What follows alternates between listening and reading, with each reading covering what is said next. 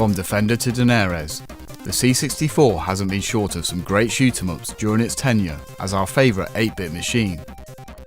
When X-Force released back in 2014, it grabbed my attention due to the talent behind it, with many looking forward to what Richard Bayliss and Saul could do with one of their takes on the genre.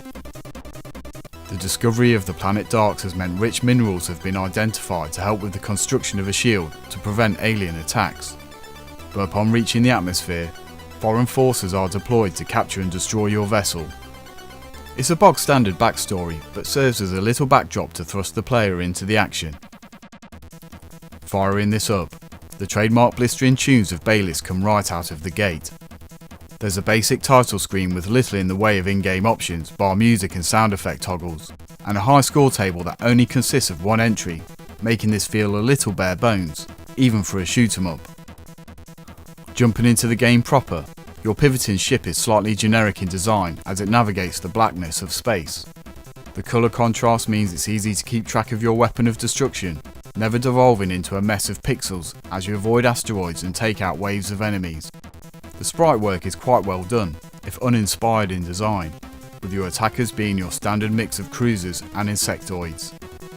Animation cycles of the antagonists have some nice little touches, such as ships that have revolving cores and mines that appear to have tiny sparks around them. But all in all, they're a familiar and unfortunately repetitive bunch. Environments follow a similar trajectory, with the swapping colour schemes denoting progress. There's some traditional concrete structures to take in, as well as those more futuristic in nature. Scrolling is smooth with no slowdown detected, even when collecting a temporary boost power-up.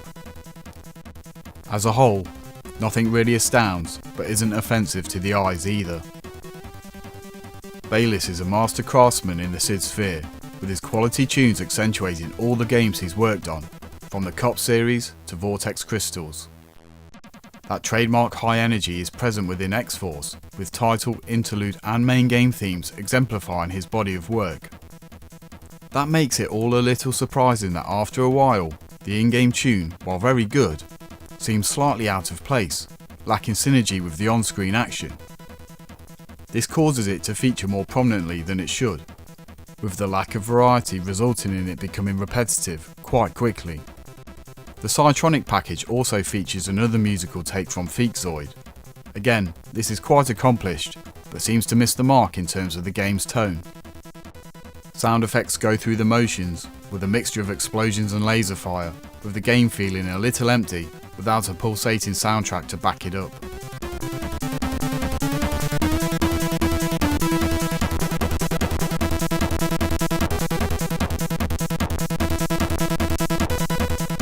With the game suffering from a relatively run-of-the-mill graphical and audio presentation, it's a shame the gameplay fails to excite either.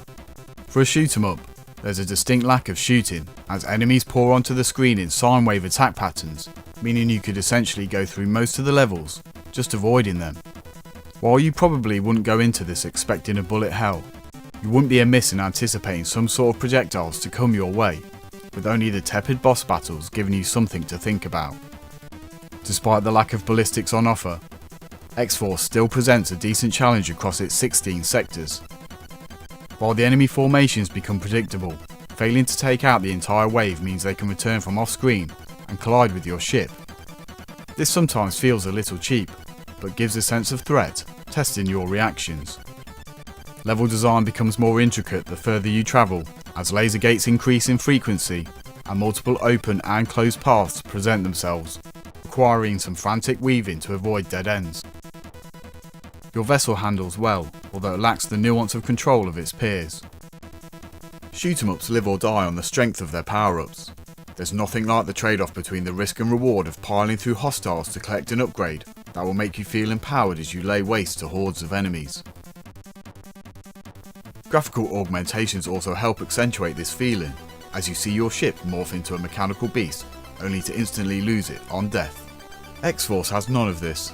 You can upgrade single and double bullets, and grabbing one or the other can also downgrade the weapon you possess. Temporary shields and speed boosts are also present, with alien bombs thrown into the mix and need to be avoided at all costs.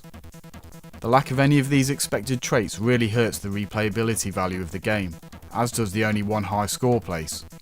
A crazy hack version by Vinny of Hackersoft and the delightful Free 64 fanzine adds many short-lived but fun little features to the game, but they cannot sustain a hollow gameplay experience.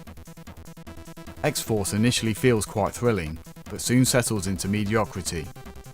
With an absence of any compelling gameplay mechanic or a lack of features that are a staple of the genre, means the game feels empty and shallow.